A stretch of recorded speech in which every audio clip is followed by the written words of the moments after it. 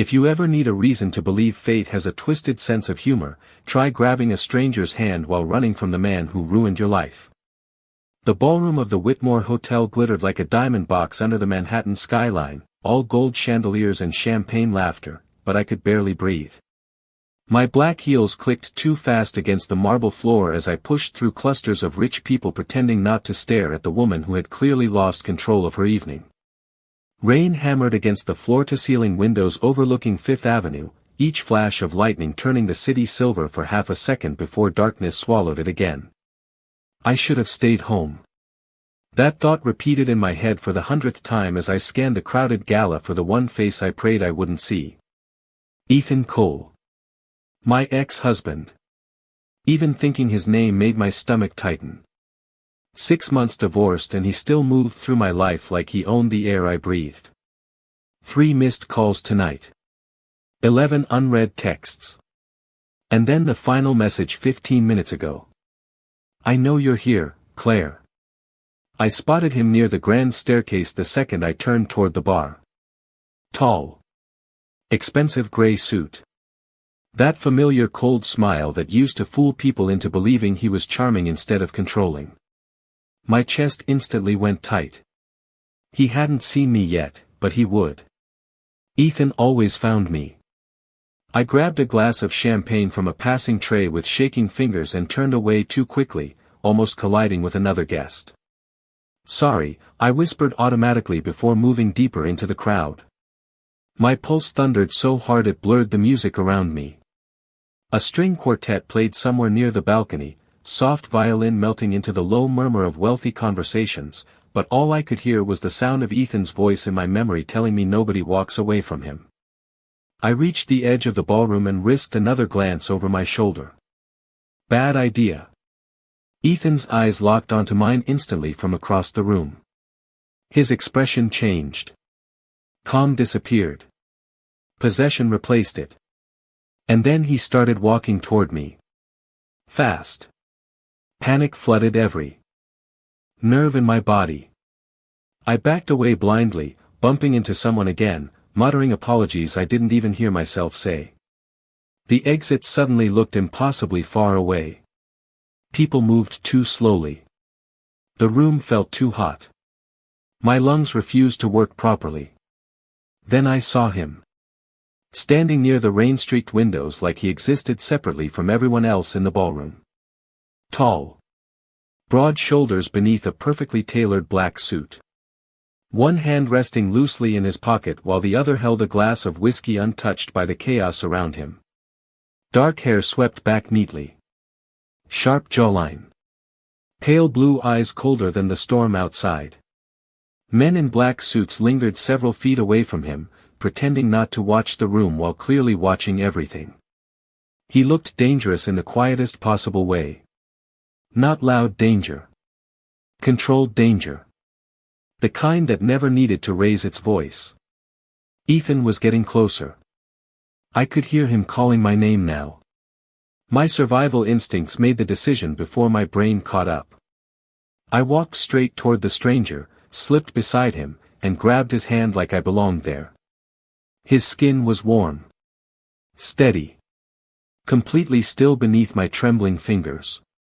Baby, I said breathlessly, forcing a smile I didn't feel. There you are. For one terrible second, he said nothing. Those icy blue eyes lowered to my hand wrapped around his. Then slowly, deliberately, he looked past me toward Ethan approaching through the crowd. The stranger's expression didn't change at all. But something dangerous flickered behind his eyes. And instead of pulling away from me, he tightened his grip. The stranger did not even glance at me when his fingers closed around mine. That should have terrified me more than it did. Most men would have looked confused. Asked questions. Pulled away. But this man acted like women grabbed his hand in crowded ballrooms every day while running from disasters. Ethan stopped 3 feet away from us, his polished shoes reflecting the gold light from the chandeliers above. I felt his anger before he spoke. Claire. My name sounded sharp in his mouth. Possessive. Familiar in the worst way possible. I forced myself to keep breathing. The stranger beside me finally lifted his whiskey glass and took a slow sip without looking remotely concerned.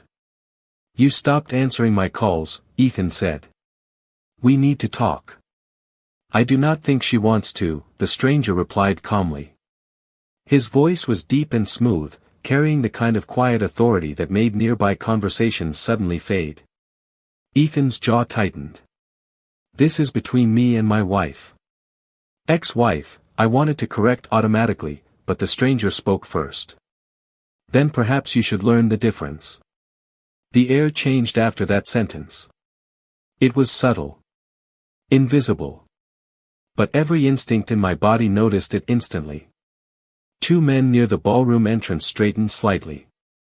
Another man in a black suit near the bar touched his earpiece. Nobody rushed forward. Nobody caused a scene. Yet somehow the entire room suddenly felt organized around the man holding my hand.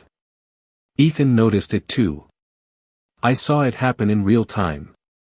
His confidence slipped for half a second before he covered it again with irritation. And who exactly are you? He asked coldly. The stranger finally turned his head toward him.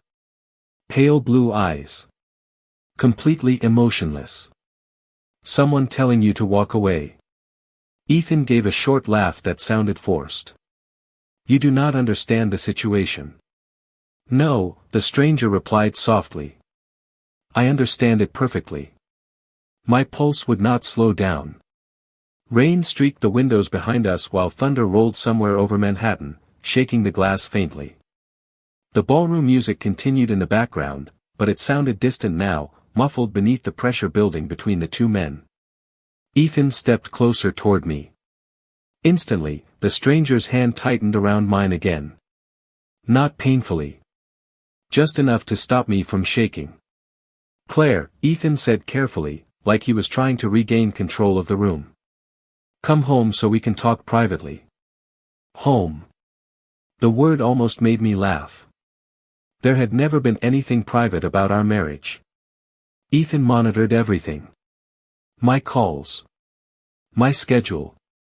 My friendships. Even my clothes some days. Freedom had felt more real inside my tiny apartment after the divorce than it ever had inside our expensive condo overlooking Central Park. I think she already made her choice, the stranger said. Ethan's eyes narrowed. Stay out of this. The stranger lowered his glass onto a nearby table with quiet precision. You are still standing here. That was when I noticed something else. Nobody around us was moving normally anymore. Staff members suddenly avoided this side of the ballroom completely. Guests lowered their voices. One older man near the dance floor actually turned around and walked the other direction after recognizing the stranger beside me. Fear. Real fear. Cold realization crept slowly into my chest. Whoever this man was, powerful people were afraid of him. Ethan seemed to realize he was losing control of the situation too. His expression hardened as he looked directly at me. You are making a mistake. My throat tightened. For years, those words had controlled me. Tonight they sounded smaller somehow. Less powerful. Because for the first time, Ethan was not the most dangerous man in the room. The stranger beside me adjusted the cuff of his black suit calmly before speaking again. You have 5 seconds to leave before I decide your presence is becoming disrespectful. Ethan stared at him. 1 second. 2. 3. Then something unreadable passed across Ethan's face. Fear maybe. Or survival instinct. Without another word, he stepped backward into the crowd and disappeared between clusters of wealthy strangers pretending not to watch. I released a shaky breath I did not realize I had been holding. But when I tried to pull my hand free, the stranger still did not let go. You are trembling, he said quietly. I looked up at him for the first time since this started. Up close, he was even more intimidating. Sharp cheekbones. Dark hair brushed neatly away from his forehead. A faint scar near his jawline almost hidden beneath the ballroom lights. Expensive watch. Expensive suit. Dangerous eyes. I am sorry, I whispered. I just needed help for a second. For the first time all night, the corner of his mouth moved slightly. Not a smile. Something colder. Claire, he said, my name sounding unfamiliar in his voice. You just asked the wrong man for help. There are moments when your instincts scream at you before your brain understands why. Standing beside that man near the rain-covered windows, I felt every survival instinct I had warning me that leaving would be smart. Very smart. But Damien Moretti still held my hand with terrifying calm, and somehow that felt safer than walking back into the ballroom alone. You know my name, I said quietly. His eyes stayed on the crowd instead of me. You announced it rather dramatically 5 minutes ago. That is not what I meant. A faint shadow crossed his expression like he almost smiled again. Almost. No, he agreed softly. It is not. Thunder rolled outside, deep enough to vibrate through the glass behind us. Manhattan glittered beneath the storm 20 floors below, yellow taxi lights bleeding across rain-soaked streets like moving gold. Somewhere across the ballroom, people had finally started pretending everything was normal again. Champagne glasses clinked softly. Laughter returned in careful waves. But I noticed something strange now that I was paying attention. Nobody approached Damien. Not accidentally. Not socially. Waiters redirected themselves before reaching our corner. Wealthy businessmen glanced toward him, then immediately away. Even security guards near the entrance stood straighter whenever they looked in his direction. Fear lived in this room. Quiet fear. Controlled fear.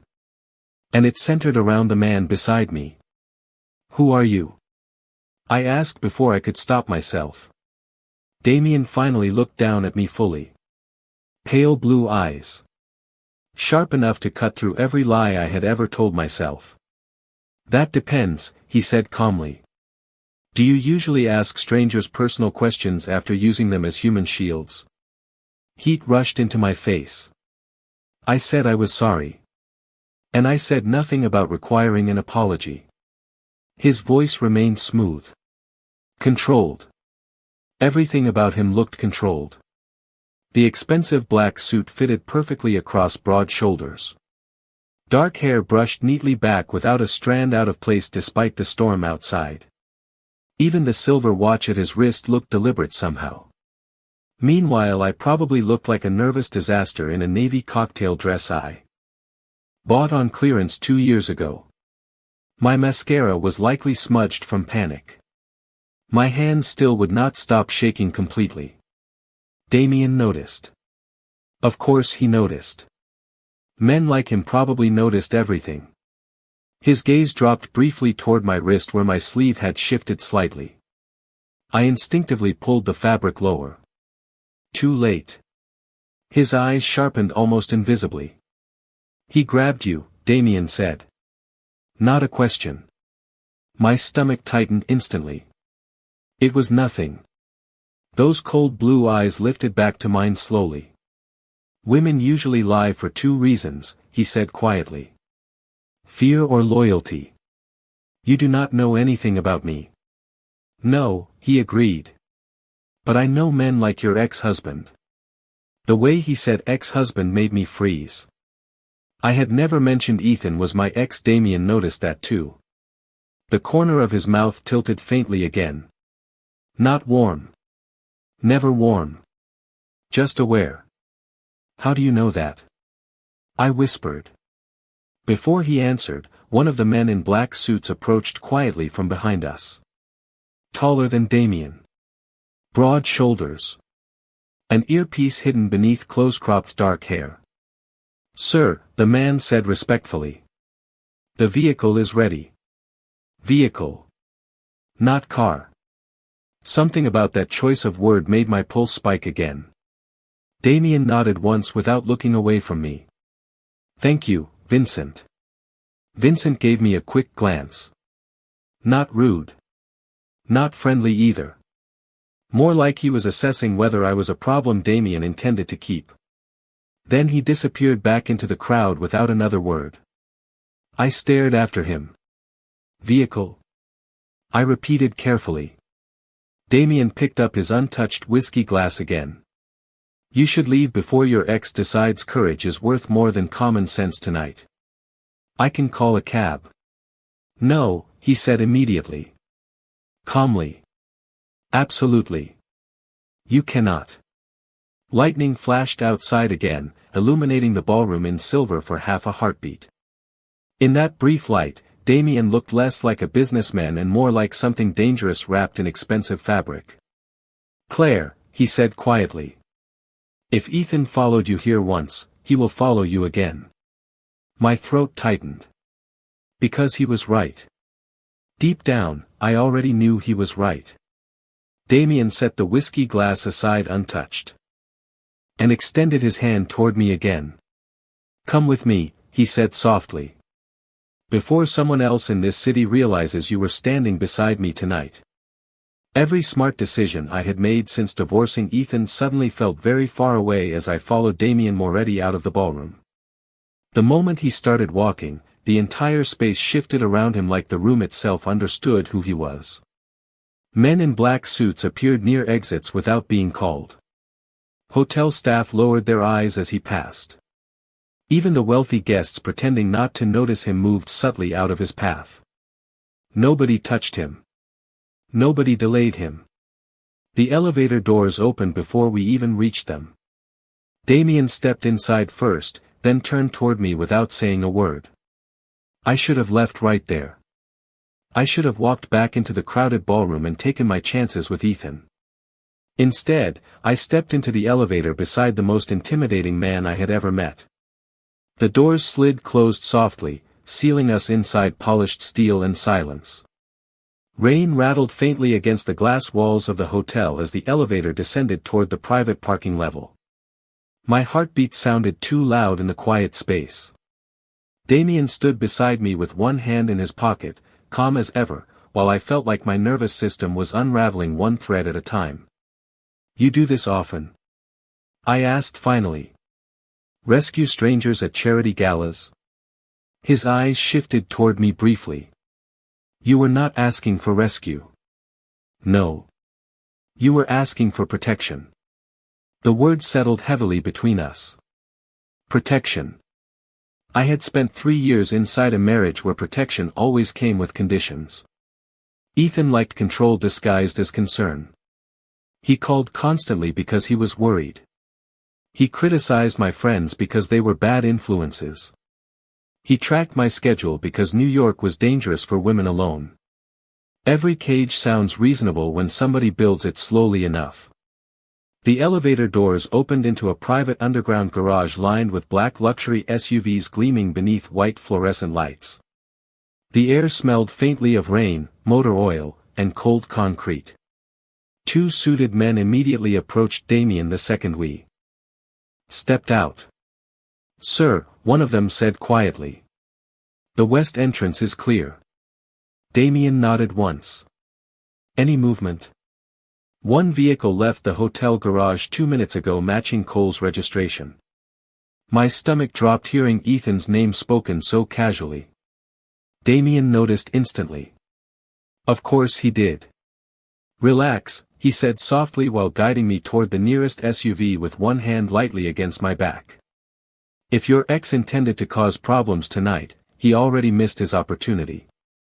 The vehicle door opened before we reached it. Leather seats. Dark-tinted windows. Soft amber lighting inside that somehow made the storm outside feel even colder. I slid into the back seat carefully while Damien entered beside me. The door closed with heavy finality. Seconds later the SUV pulled smoothly out of the garage into rain-soaked Manhattan streets. Water streaked across the windows while traffic lights blurred red and gold through the storm. Nobody spoke for the first few minutes. The city moved around us in wet reflections while my mind tried desperately to catch up with reality. I was sitting inside a luxury SUV beside a man powerful enough to make entire rooms fall silent. A man whose security team tracked my ex-husband like a business problem instead of a threat. A man who somehow frightened Ethan without raising his voice once. "You still have not answered my question," I said quietly. Damien looked toward me. "Which one? Who are you?" Lightning flashed across his face for half a second, illuminating sharp cheekbones and those terrifying pale eyes. "Someone your ex-husband should stay away from." "That is not an answer. It is the only one that matters tonight." I looked away toward the rain again. Outside, Manhattan looked endless and lonely beneath the storm. Yellow cabs splashed through flooded intersections while pedestrians hurried beneath umbrellas along glowing sidewalks. Normal people living normal lives. Meanwhile, I sat inside a moving fortress beside a man who spoke like danger wore expensive cufflinks. The SUV slowed briefly at a red light near Lexington Avenue. That was when I saw it. A silver sedan turning sharply behind us through the rain. My breath caught. Instantly. Ethan's car. "He followed us," I whispered. Damien did not even turn around. "I know." My pulse spiked. "You knew." "Claire," he said calmly, almost patiently. "Men like Ethan confuse obsession with love." The SUV accelerated smoothly through the intersection while thunder rolled overhead again. In the reflection of the dark window beside him, Damien Moretti looked less like a man and more like the beginning of a very dangerous mistake. Then he looked directly at me and spoke the words that made my stomach tighten all over again. "You are not going home tonight." The farther we drove from the hotel, the quieter Damien became. Not awkward quiet. Controlled quiet. The kind that made me hyper-aware of every small sound inside the SUV. Rain tapping against the tinted windows. The low hum of the engine beneath us. The faint click of Damien's silver watch whenever he shifted his wrist. Outside, Manhattan blurred past in streaks of red taillights and wet pavement while my thoughts spiraled faster with every block. "I should call someone," I said finally. Damien glanced toward me. "Who?"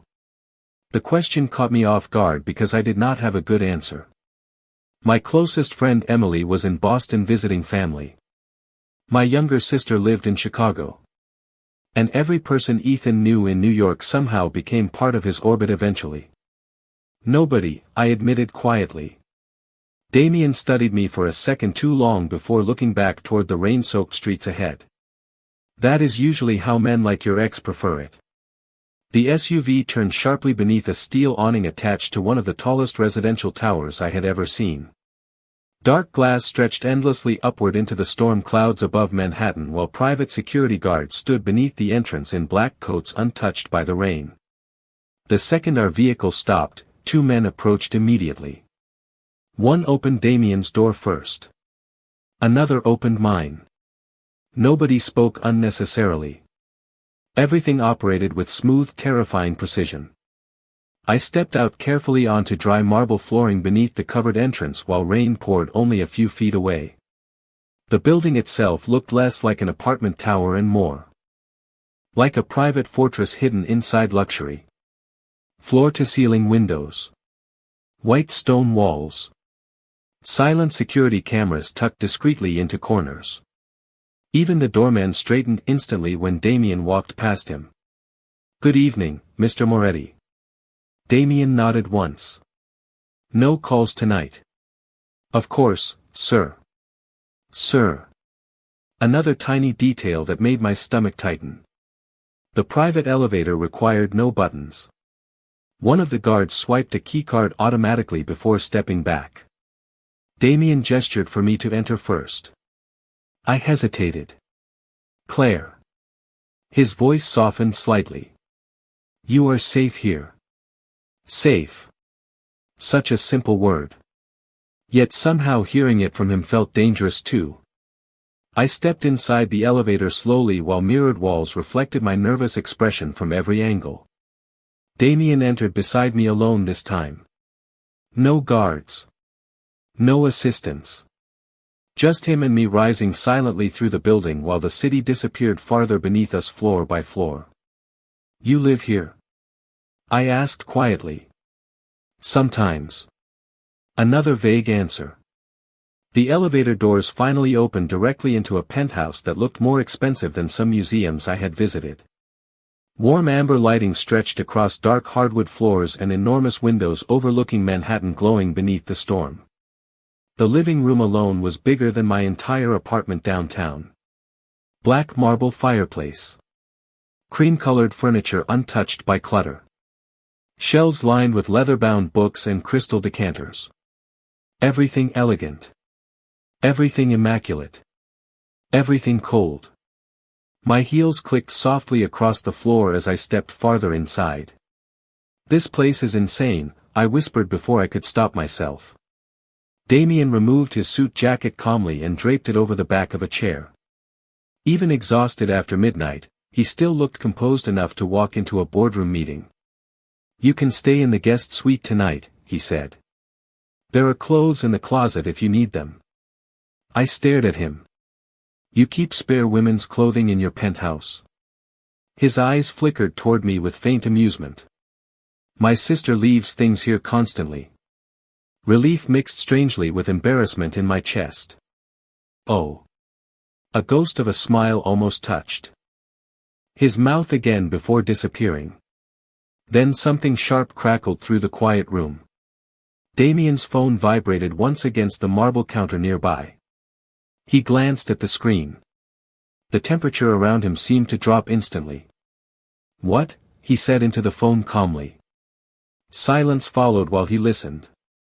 I watched his expression harden almost imperceptibly. How long ago?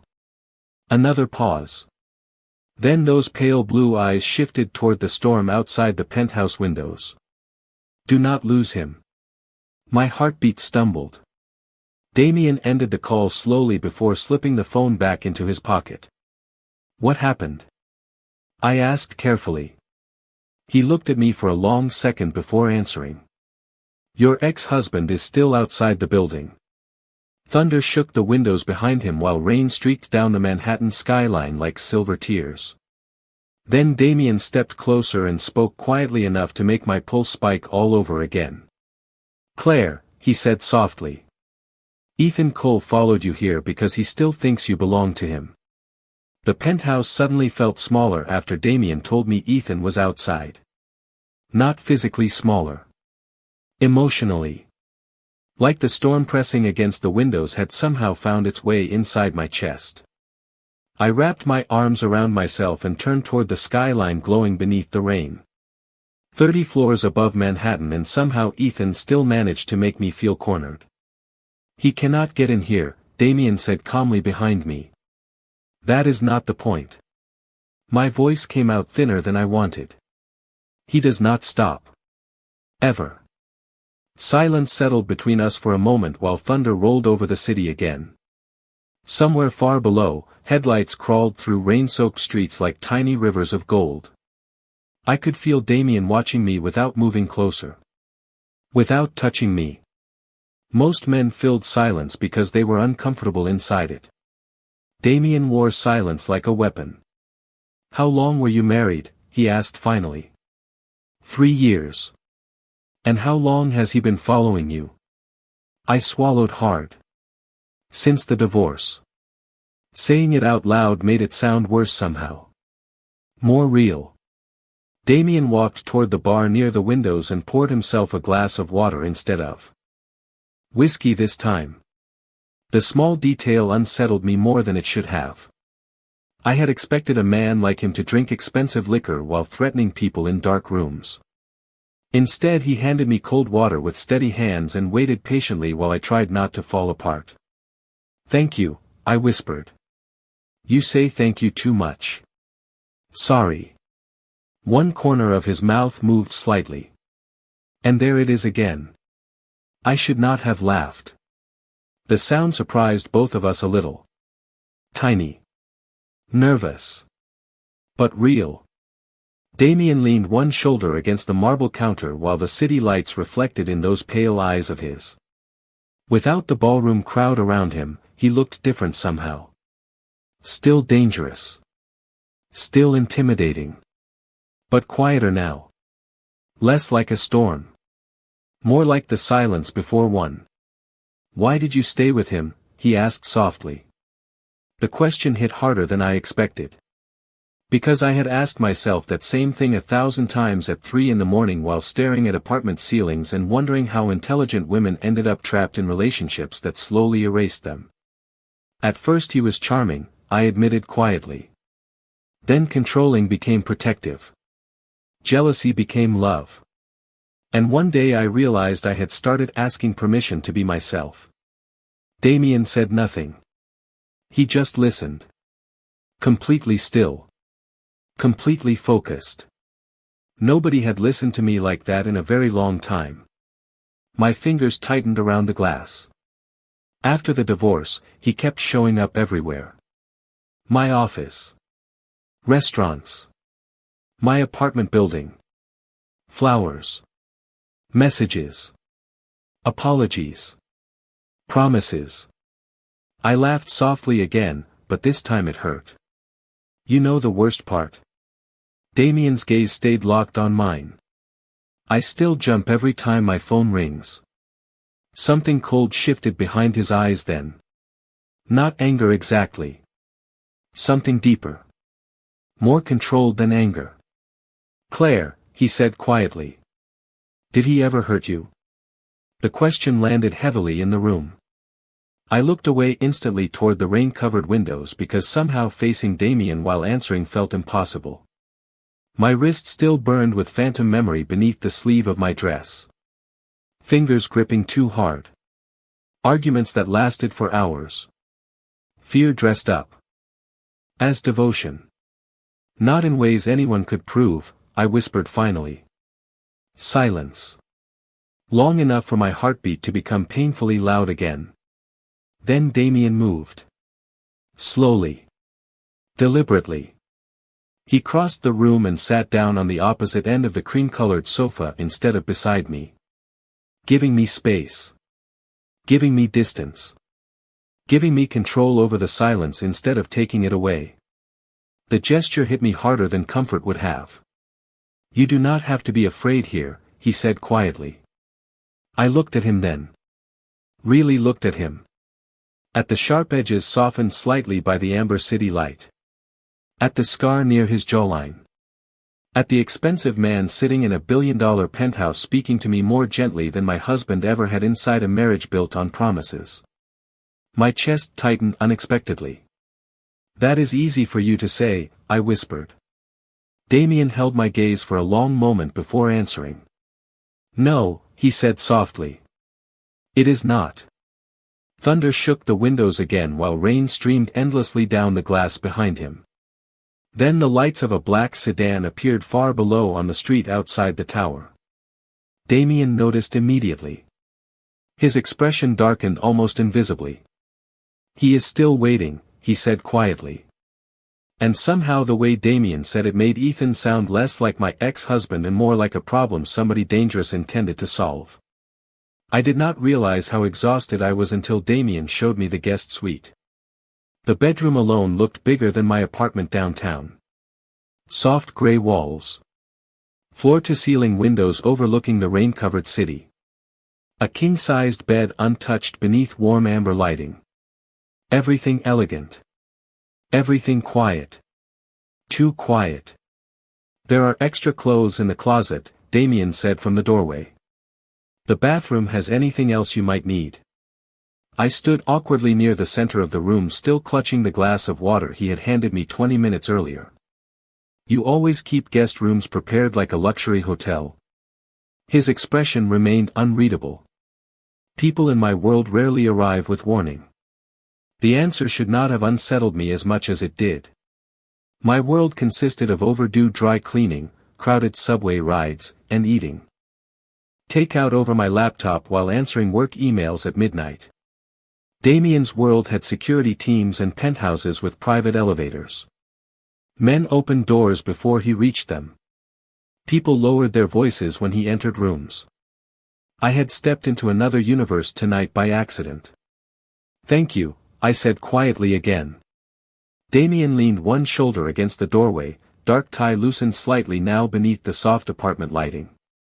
Somehow that tiny imperfection made him look even more dangerous. Less polished. More real.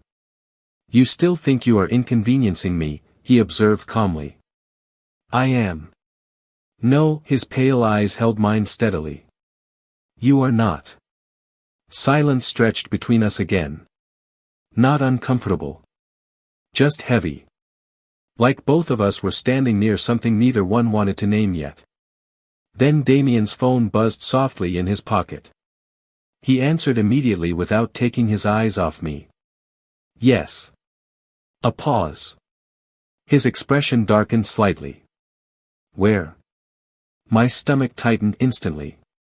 Damien listened for another few seconds before speaking again, quieter this time. "Do not engage him unless necessary." Necessary. The word sent cold unease sliding down my spine. Damien ended the call and slipped the phone back into his pocket calmly. Too calmly. "What happened?" I asked carefully. "Your ex-husband attempted to enter the underground garage." All the air left my lungs at once. "What?" Damien pushed away from the doorway slowly. Security stopped him before he got near the elevators. My hand started shaking again immediately. Ethan knew how to wait people out. That was his favorite weapon. Persistence. Pressure. Wearing someone down until exhaustion felt easier than resistance. "He is not going to leave," I whispered. Damien watched me closely for a long moment before speaking. "No," he agreed softly. "He is not." Thunder rolled outside again while rain streaked endlessly down the glass windows behind me. Somewhere below, Manhattan continued moving normally while my entire life suddenly felt like it had tilted sideways in less than 3 hours. I sat slowly on the edge of the bed because my knees no longer felt steady enough to trust. "I am sorry," I whispered. Again, staring down at my trembling hands. "This is becoming your problem." Damien crossed the room quietly until he stood a few feet away from me. Close enough to feel his presence. Far enough not to trap me with it. "Claire," he said softly. "Look at me." I did. And something about the way those cold blue eyes focused entirely on me made my chest tighten unexpectedly. "You became my problem the moment you took my hand tonight." My breath caught. Not because the words sounded threatening. Because they did not. They sounded certain. Damien glanced briefly toward the storm outside before looking back at me again. "Get some sleep," he said quietly. "Nobody is getting near you here." I nodded even though sleep felt impossible. Damien turned toward the door, but before leaving, he paused. "One more thing." "What?" His expression hardened almost invisibly. "If Ethan contacts you tonight, do not answer." Fear curled coldly in my stomach again. "Why?" Damien's pale eyes sharpened slightly beneath the amber light. "Because men like him become unpredictable when they realize they are losing control." Then he left the room quietly behind him. I stared at the closed door for several long seconds before finally setting the untouched glass of water onto the nightstand. That was when my phone buzzed violently across the marble surface beside the bed. Unknown number. My pulse instantly spiked. Another buzz. Then another. A new text message appeared across the screen. "I know you are with him, Claire." And suddenly the luxurious penthouse no longer felt safe at all. I stared at the message until the words blurred together on the screen. "I know you are with him, Claire." My heartbeat became painfully uneven beneath my ribs. Ethan had always known exactly how to make fear feel personal. One sentence. One reminder that he was watching. Another vibration rattled across the marble nightstand. Then another. Unknown number. Unknown number. Unknown number. I silenced the phone with shaking hands and immediately hated myself for it because now the silence felt worse. Heavy. Waiting. The storm outside crashed against the penthouse windows while Manhattan glowed beneath sheets of rain like a city underwater. I should have slept. Instead I sat frozen at the edge of the enormous bed feeling like panic had followed me 30 floors into the sky. A soft knock interrupted the silence. I nearly jumped out of my skin. Claire. Damien's voice carried calmly through the door. May I come in? Nobody had asked my permission to enter a room in a very long time. Something about that nearly broke me. Yes, I answered quietly. Damien stepped inside still wearing dark slacks and a black dress shirt with the sleeves rolled neatly to his forearms now. Without the suit jacket and tie, he looked less like a mafia kingpin and more like a man too dangerous to belong anywhere ordinary. His eyes immediately found the phone clenched in my hand. He contacted you. Not a question. I nodded slowly. Damien crossed the room without rushing. Without crowding me. He stopped beside the bed and held out one hand silently. I hesitated before giving him the phone. His expression never changed while he read the messages. That almost scared me more than anger would have. Calm people were unpredictable. Calm dangerous men even more so. How did he get this number? I whispered. Damien handed the phone back carefully. Men like Ethan collect information because it makes them feel powerful. That does not answer the question. No, he agreed quietly. It does not. I looked down at the screen again. More messages waited beneath the first one now. You think he can protect you? You always run to the wrong men. The room suddenly felt too warm. Too small. I cannot do this anymore, I whispered before realizing I had spoken out loud. Damien's gaze sharpened slightly. Do what? Be afraid every time my phone lights up. My throat tightened painfully. Every restaurant. Every subway platform. Every knock at my apartment door. I am exhausted. The confession slipped out before I could stop it. Months of tension finally cracking under the weight of one impossible night. Damien stayed quiet for several seconds. Then he walked toward the massive windows overlooking Manhattan and stared down at the rain-covered streets below. Fear changes people, he said softly. It teaches them to survive. Instead of live. Something about the way he said it made me wonder what kind of fear had shaped him. I watched his reflection in the glass. Tall. Still. Controlled. Yet there was something lonely about him standing there against the storm-lit skyline. Who are you really? I asked quietly. Damien turned slowly toward me. Pale blue eyes unreadable beneath the dim amber lighting. You already know the answer. No. I know people are afraid of you. There is a difference. Thunder rolled again while rain streaked silver across the windows behind him. Then tell me the difference, I whispered. Damien studied me for a long moment before answering. Men fear monsters because they believe monsters destroy everything they touch. He stepped closer slowly, deliberate enough not to startle me. But sometimes monsters are the only reason worse men stay away. The room fell silent again after that. My pulse slowed slightly for the first time all night while I stared at him standing only a few feet away. Damien looked dangerous. Everyone around him treated him like danger. Yet somehow he was the first person in months who had not demanded anything from me. No pressure. No manipulation. No guilt disguised as love. Just quiet certainty and open space to breathe inside it. My eyes drifted toward the phone again. Another message appeared across the screen. Last warning. Damien saw it too. Something cold flashed behind his expression before disappearing instantly.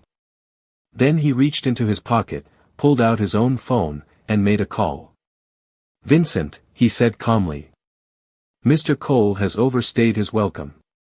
Silence followed while he listened briefly. Handle it professionally. My breath caught slightly at the sharpness beneath his calm voice. Damien ended the call and slipped the phone away before looking back at me. "What does that mean?" I asked quietly. His pale eyes held mine steadily. "It means," he said softly, "your ex-husband is about to learn that some doors in this city should never be knocked on twice." The storm finally began to fade sometime after 2 in the morning. Rain softened against the penthouse windows until Manhattan slowly reappeared beneath the clouds. Glowing gold and silver across the dark river like the city itself had survived something ugly. I had not slept. Every time I closed my eyes, I expected another message. Another call. Another reminder that Ethan was still somewhere outside my life waiting to force his way back inside it.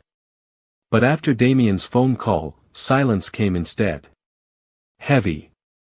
Unfamiliar silence. I stood barefoot near the enormous windows wrapped in one of the oversized sweaters I found in the guest room closet while dawn slowly painted the skyline pale blue. Somewhere behind me, quiet footsteps crossed the penthouse floor. "You should try sleeping," Damien said softly. I turned toward him. He looked exactly the same as he had hours earlier. Calm. Sharp. Controlled. As if men like him did not need rest. Dark dress shirt rolled neatly at the sleeves. Silver watch glinting beneath the morning light. Pale blue eyes focused entirely on me again in that unnerving way that made everything else disappear for a second. I kept waiting for more messages, I admitted quietly. Damien glanced toward the silent phone resting untouched on the marble counter. "You will not receive any tonight. Because of your phone call." His expression remained unreadable. Because boundaries were explained clearly. Something about the sentence made me exhale a shaky laugh. "You make terrifying things sound polite." For the first time since meeting him, Damien smiled slightly. Small. Real enough to change his entire face for half a heartbeat before it disappeared again. That is usually the goal. Morning light spilled across the penthouse slowly, softening the sharp edges of everything around us. Without the storm outside, the apartment no longer felt like a fortress. It felt strangely peaceful. Too peaceful for a man like Damien Moretti. I looked at him carefully. "You could have ignored me tonight." I could have. Most people would have. Damien walked toward the windows beside me, hands resting loosely in his pockets while the city stretched endlessly below us. Most people are not me. No arrogance. No ego. Just truth. I studied his reflection in the glass. The expensive clothes. The quiet danger surrounding him. Like a second skin. The loneliness hidden beneath all that control. Then something occurred to me suddenly. "Why did you help me?" Damien's gaze stayed on the skyline for several long seconds before he answered. "Because when you grabbed my hand tonight," he said quietly, "you looked terrified." The honesty in his voice caught me off guard. "That is all." His eyes shifted toward me slowly. "No," my heartbeat stumbled slightly. "Then what else?" Damien studied me in silence long enough to make the air between us feel heavier. "I know what it looks like when someone is trapped," he said softly. The answer settled deep in my chest. Not dramatic. Not possessive. Somehow that made it more dangerous. I looked back out over Manhattan where sunlight now broke through the clouds in pale streaks across the river. For the first time in months, my shoulders no longer felt locked tight with fear.